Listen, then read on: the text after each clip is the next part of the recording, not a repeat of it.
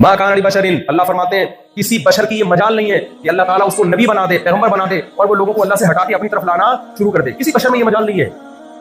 हालांकि पैगंबर सल्लल्लाहु अलैहि वसल्लम चाहते तो जो आपको इज्जत सहाबा के ईमान लाने के बाद मिली थी, अल्लाह से हटा के किसकी तरफ लगा सकते थे? अपनी तरफ। सहाबी रसूल ने देखा एक ऊंट ने आके नबी सल्लल्लाहु अलैहि वसल्लम को सजदा किया। सहाबा ने कहा, या रसूल अल्लाह, हम इस बात के ज्यादा लायक हैं कि आपको सजदा करें, बताओ। बेहतरीन ऑप्शन था ना, बेहतरीन ऑप्शन था ना। नबी ने क्या फरमाया? लौ कुन्तु आमुरु अहदन अन यसजुदा लिअहदिन लअमरतु निसा अन यसजुदन लिअज़वाजिहिन्ना। ना ना ना ना, अल्लाह के सिवा किसी को सजदा जायज नहीं। अगर होता तो मैं औरत को हुक्म देता अपने शौहर को सजदा करे।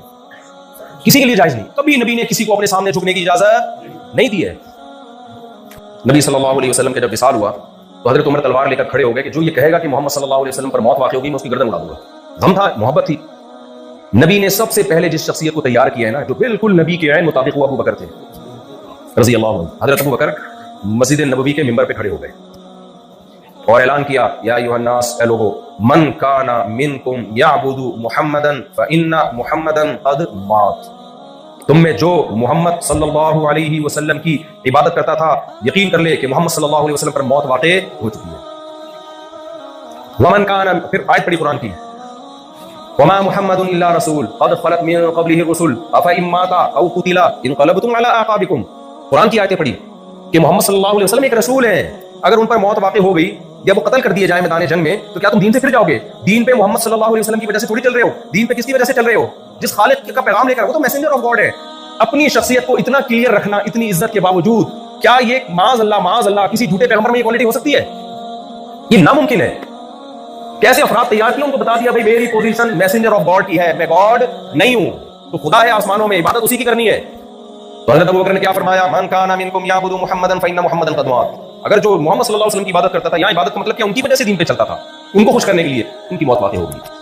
वमन काना मिनकुम याबुदुल्लाह, और जो अल्लाह की इबादत करता था ना नबी की जिंदगी में, फइन्नहु हय्युन ला यमूत, वो आज भी जिंदा है, उस पर मौत कभी भी नहीं है। ये इतनी क्लियरिटी ये किसी दीन बरहक में ही हो सकती है, ये किसी बातिल दीन में नहीं हो सकती। तो उन्होंने कहा कि आप चेंज करें। नबी ने क्या फरमाया? मैं इसमें चेंजिंग नहीं कर सकता। तो कुरान सबसे ज्यादा पढ़ा जाता है, सबसे ज्यादा सुना जाता है, दुनिया में सबसे ज्यादा फॉलो भी कुरान को किया जा रहा है। ये भी कुरान की सदाकत की दलील है। मैं चंद मिसालें देता हूं ताकि आपको यकीन तो आए ना कि ये अल्लाह का कलाम है। इंसानों में इतनी पावर नहीं है कि लोगों को इस तरह से मोटिवेट करें। वो देखो, डॉक्टर साहब आजकल लोगों को मशवरा दे रहे हैं कम खाओ, दे रहे कि नहीं दे रहे? कितने लोगों ने कम खा लिया? वो डॉक्टर नहीं खा रहा कम, बहुत कम लोग। कुरान की एक आयत नाजिल हुई है, मन शहीद मिनकुम शहर फलियसुम।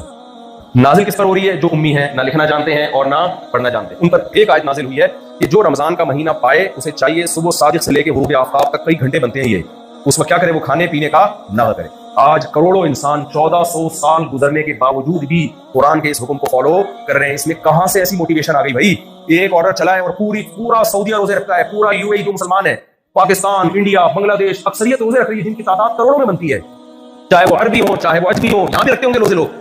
यार ऐसा खाना पीना दुनिया की कोई फेक किताब चढ़वा सकती है किसी से? नामुमकिन है ये। इतनी ताकत और इतनी जबरदस्त मोटिवेशन किसी झूठी किताब में नहीं हो सकती, नामुमकिन है।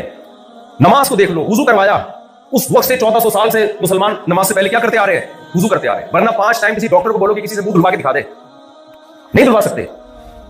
तो किस कदर जितने भी हकाम, जो भी इस्लाम आज दुनिया में जिंदा है, आप हज को देख लो, करोड़ों लोग, अगर हर साल के हिसाब से देखा जाए तो चंद सालों में करोड़ों लोग हज करके आ जाते हैं। आपका क्या ख्याल है, वहां जाके उनको पैसे मिलते हैं क्या?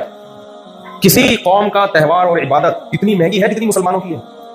मुझे बताओ ना, किसी कौम, कोई भी दुनिया की कौम जो किसी मजहब को फॉलो करती है, भाई इधर जितना खर्चा मुसलमानों के त्योहारों पर होता है और हज पे होता है, दुनिया के किसी मजहब के मानने वालों की इबादत पे इतना खर्चा नहीं। आप 15 लाख में हो रहा है। करते क्या है? वहां जाके अल्लाह के घर के गिर्द घूमे, अरफात में स्टे किया, धूप में खड़े हुए, और उसका सिला क्या मिलता है? 15 लाख खर्च करने का सिला मिलता है कि जो बाल लेकर गए थे वो वहां छोड़ के वापस आ जाए, सर मुड़ा के आते हैं। अल्लाह मियां भी कहते हैं अब तुम हज करके आए हो, इनाम क्या मिलेगा? टेंट करा के आओ। थोड़ी सी जो पर्सनैलिटी थी उसकी, वरना हराम खोलेगा नहीं तुम्हारा। कुर्बानी की अलग खर्चा, और जो टेंशन होती है वहां चलना, कितना क्राउड, क्या है भाई? लोगों पर लाजिम है अल्लाह के लिए मेरे घर की जियारत करें। करोड़ों लोग गए और अल्लाह के घर की जियारत आज भी करके आ रहे हैं, इतनी मेहनत के बावजूद, एक आयत पर अमल करने के लिए। और ये आयत पेश करने वाले वो हैं जो ना लिखना जानते और ना पढ़ना। ऐसी मोटिवेशन कहां से आ गई भाई? इतनी तरकीब कैसे मिल गई लोगों को? किसी झूठी किताब पर ऐसा अमल बोलो मुमकिन नहीं है। कर लेते 4 लोग कर लेंगे, 4 करोड़ नहीं कर सकते, 4 अरब नहीं कर सकते। कुर्बानी को देख लो आप, कुर्बानी की फजीलत कुरान ने बयान की, हदीस ने बयान की।